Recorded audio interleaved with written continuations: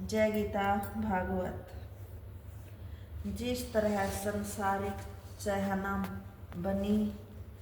बनी है, उसी तरह राजा पुरजन को बुढ़ापा आने और इंद्रियों से शिथिल होने पर भी संसार का मोह लगा था। पुरजन का इतना हाल सुनाकर नारद मुनि बोले, हे प्राचीन महर्षि, मृत्यु नामक काल की बेटी अपना पति ढूंढने के लिए सब जगह जाती थी, पर उसे मृत्यु जानकर कोई अंगीकार नहीं करता था। सो वह एक दिन मेरे पास आकर कहने लगी कि तुम मेरे साथ ब्याह कर लो। जब मैंने नहीं माना तब उसने क्रोध करके मुझे श्राप दिया कि तुम एक मुहूर्त से अधिक किसी जगह नहीं ठहर सकते।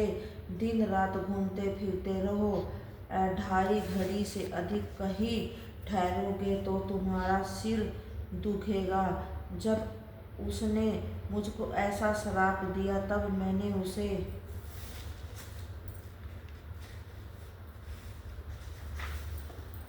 यह उपाय बताया कि तू जाकर प्रज्वार गंधर्व की बहन हो जा। उसके बड़ी सेना है, वह नित्य एक पुरुष पकड़कर तुझसे भोग करने के लिए दे दिया करेगा। यह वचन सुनते ही वह कन्या प्रज्वार गंधर्व से जाकर बोली, मैं तुम्हारी बहन होने के वास्ते आई हूँ। गंधर्व बोला, बहुत अच्छा, तुम यहाँ रहो। फिर प्रज्वार ने जरा नाम की कुटनी को बुलाकर कहा कि तू इसके लिए एक युवा व सुंदर मनुष्य ठहरावे तो हम इसका ब्याह उससे कर दे। इतनी कथा सुनाकर सुखदेव जी बोले, हे राजन, कदाचित कोई किसी को कुछ वस्तु अपनी खुशी दे और वह ना ले, या धन पाकर दान पुण्य न करे, वह मनुष्य पीछे दुख पाता है। परमेश्वर ने मृत्यु की अवधि इस वास्ते नहीं रखी कि यदि मनुष्य को अपना मृत्यु का हाल मालूम हो तो वह धर्म करना छोड़कर विरक्त हो जाएगा। इसलिए अपनी माया से यह बात परमेश्वर ने गुप्त रखी है।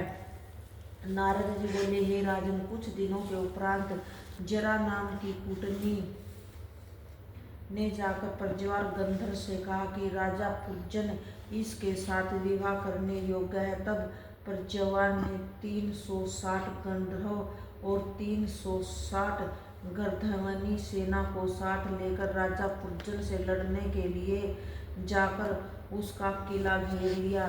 वह सांप जो 5 फण का उसके द्वार पर रहता था, गंधर्व से युद्ध करने लगा और उन्हें भीतर जाने नहीं दिया। अकेला वह सांप लड़ते लड़ते जब थक गया तब उदास होकर कहने लगा कि मैं इतने दिनों तक शत्रु से लड़ा, पर मेरा स्वामी भोग विलास में ऐसा आसक्त है कि उसने कुछ भी मेरी सहायता न की। जब इस तरह सोच करने और लड़ने से वह सांप थक गया और एक खोखले वृक्ष में जाकर घुसा, तब प्रज्वार गंधर्व उस किले में आग लगाकर चला गया।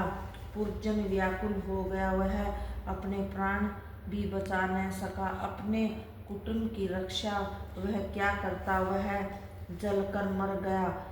वह दूसरे जन्म में मल्य देश में राजा वीरभद्र की बेटी हुआ। स्त्री होने का कारण यह कि मरते समय उसका ध्यान पुरजनी में लगा था, इसलिए उसे स्त्री का तनु मिला। पांचाल देश में मल्यध्वज राजा से जो बड़ा धर्मात्मा था, उसका ब्याह हुआ।